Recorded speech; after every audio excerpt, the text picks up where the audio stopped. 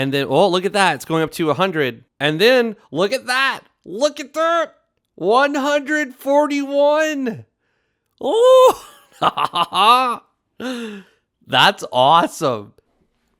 What's going on, YouTube? This is What Would Josh Do? And this is a super exciting video because I do not make UGREEN videos. I've never received anything from UGREEN, and all that's going to change because now they are reaching out to me and they want me to review things. So here we go. And I actually get quite a few comments about UGREEN power banks because they're super freaking good, actually. And that's going to change. I do have the 145 watt power bank coming. So this is their new 160 watt charger. This is exciting to me because I currently have a 140 watt charger, and my other 140 watt charger through a different company has failed. I've gotten it replaced. It failed again. So I don't have very many chargers that can do 140 watts. And as you can see here, single port 140 watts can charge your MacBook Pro 16-inch to 70% in 1 hour. It's got thermal guard. There's a bunch of stuff here on the back if you want to pause any of this and read it for yourself. There's the model number and the UPC if you're curious. And then they have these little tab here to shout out to this one dude. He's like, man, I got a knife. I don't care how easy you make it. I'm still going to whip out my knife and cut that. So I thought that was a funny comment because I replied back. I was like, you know, you remind me of one of those commercials like, it's my money and I want it now. I just picture him being like, it's my knife and I'm going to use it now. So that was funny. I enjoy comments that make my day like that. So in here, we've got some sort of instructions, warranty, user information. This shows what the USB ports can do. So USB-C 1 can do up to 140 max, USB-C 2 can do 100 max, and USB-C 3 can do 30 max, and USB-A can do 22.5 watts max for a total of 160 watts combined. So if you connect a 140 watt device like a MacBook Pro 16-inch, then you have 20 watts to play with. I want to see if there's anything else in here. There is not. All right, let's open up the charging brick here. Wow, it looks nice. I like it. It's sleek, and it's a nice profile too. It's got the folding prongs. That's pretty big. I love that. And then it's got a bunch of data on the bottom. Probably the same stuff you saw on the instructions, but there you go. It's there for you on screen as well. Looking at the front of it, we've got USB-C 1, so we know that's the port you want to use if you plan on charging a MacBook Pro 16-inch or a power bank that charges at 140 watts. And then this one you want to use if you want to charge something up to 100 watts. So that could be my MacBook Pro 14-inch that only charges at 100 watts. And then USB-C 3, you'll want to use that to charge up your iPhone because like my iPhone 15 Pro Max charges at about 27 watts at its highest speed. So that port's going to be able to deliver that just fine. My Pixel 8 Pro can charge it up to 30 watts. That's going to be able to charge it just fine. So I can have my Pixel 8 Pro charging at 30 watts while my power bank charges at 100 watts or my MacBook Pro charges at 100 watts. All right, so we're going to connect this. Alrighty, so I'm going to connect my USB-C meter, and then we're going to connect it to the USB-C 1 port. And hopefully you can see everything. So it's doing 20 volts at 3.8, 3.7 to get 76 watts. And it is climbing, and now we are charging at 90 watts. So since my laptop only charges at 100 watts, we can connect it to that bottom port. But the issue we're going to run into is if we try to connect something that uses 140 watts, like this Anker power bank here. So the Anker power bank is currently charging at 100 watts, and the laptop is charging at 60 watts, and we're drawing 100. Dude, that's pretty awesome. So what if we switched things up and we wanted the laptop to charge at 100 watts and the power bank to get the leftovers, Yeah, let's let the power bank get the leftovers. That's just funny to say that. So we're back to 170 from the wall. So the laptop's getting 94 watts. And yeah, look at that. We're getting 60 watts to the Anker power bank. So now priority is that top port, which is great. I love being able to decide what device gets more power. And if I didn't need my laptop to charge at 100 watts, but I wanted my power bank to be full, I could just switch the ports around and put the power bank on the top port, which then would charge at 100 watts, and then my laptop would get 60 watts. That would mean that the limited time I have with this wall outlet, my power bank is being charged at a high speed. That way I can connect my power bank to the laptop later. All right, so I had to switch out my cable. And now, if you look, this shows that we are currently charging at 131 watts. So that information also reflects on the power bank as well. It shows that we're charging at 130 watts. All right, so this little guy right here is at 26% because I have been using him. Now I'm going to use that third port because we know that third port does up to 30 watts max, and this power bank charges at 30 watts max.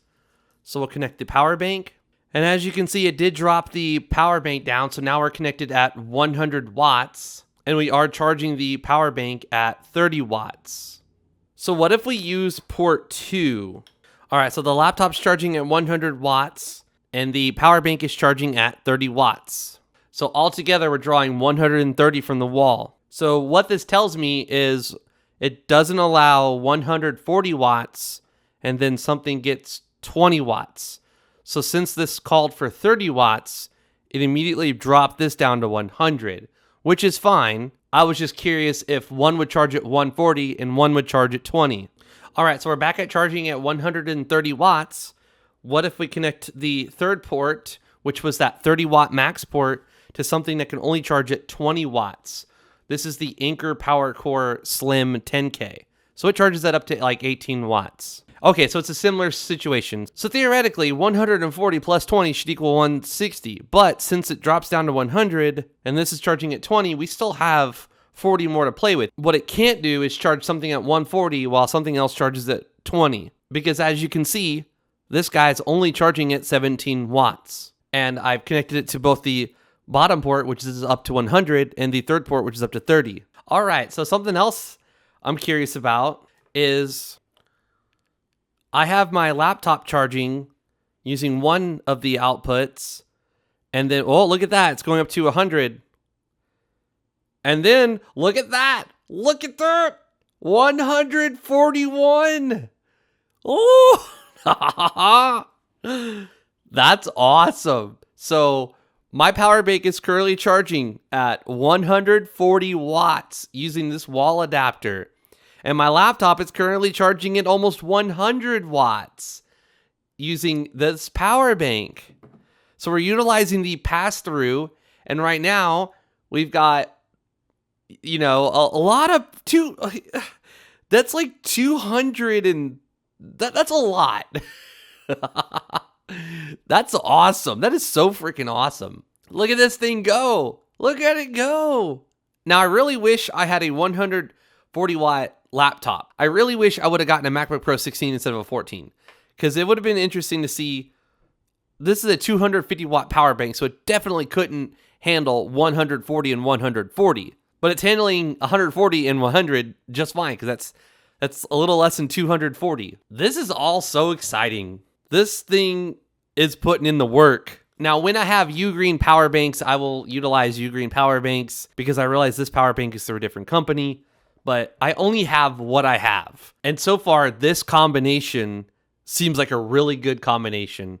And during the time of filming, my camera's been on for 25 minutes now. Obviously, some of that was spent unboxing the product and not testing it, but we're currently 53 Celsius at the highest. And from this angle, we're actually 60 now. So at 60 degrees Celsius, this thing is getting quite warm. Now, the white in the middle shows, so like 48 on the outside there.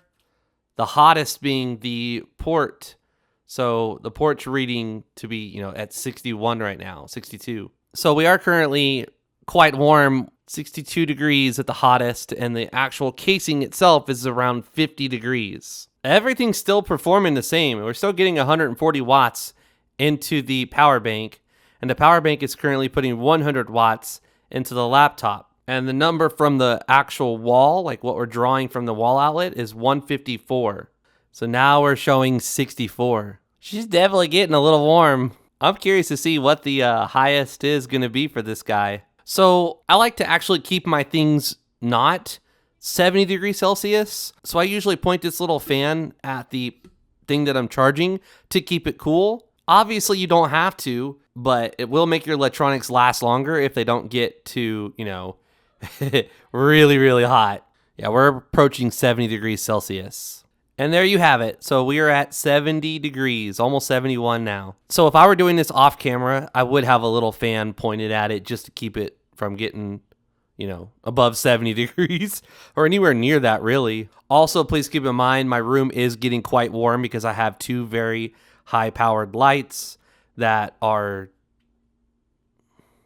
they're reading 110 Celsius on... I've got two bulbs in the left one and two bulbs in the right one, and each bulb is 110 degrees Celsius.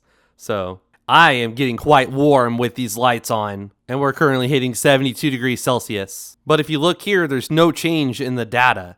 So while this is 72 degrees Celsius, we're still getting 140 watts, and the laptop's still charging at 100 watts from the power bank. Well, this video's been long enough. 35 minutes at the time of recording on my camera right now, so... Obviously, it's going to be shorter than that. And I'm always curious. So I see 35 minutes on my camera right now. What is the end of this video going to be? 15 minutes? 20 minutes? It's always like a challenge. Like, okay, so I've recorded an hour worth of video. How short can I make this on YouTube without cutting content? 75.5 degrees Celsius. And it's still producing 140 watts. So ultimately, yes, this thing does get quite hot. But it's proven that it can sustain those temperatures and keep going. A lot of times it's going to reach those temperatures and then you're going to see it slow down dramatically, like it's going to thermal throttle. Oh. It looks like we actually did just hit something there. We're showing 75.5 degrees Celsius. But it recovered and it went back to 140. 134. All right, I'm going to stop torturing this thing and provide a little bit of airflow because it's not necessary, but it's going to make things last longer. And this little fan's quiet. And airflow definitely doesn't hurt. I will have a link to this thing in the description below. Also with the fact that, like I said, I am actually sweating right now because of how hot these lights are around me, making the ambient temperature in the room much warmer, which does not help the case at all. Once I turn these lights off, see, this is why I use the lights. I just turned them off, and yeah. They're good. They work well. But now the temperature in the room will cool down, which the lower ambient temperature of the room will now help this thing not get so hot. Anyways, I'm done. If you enjoyed the video, please let me know by giving it a thumbs up. If you're new, please subscribe. Please follow me on Twitter and Instagram. This is What Would Josh Do? And I'm out.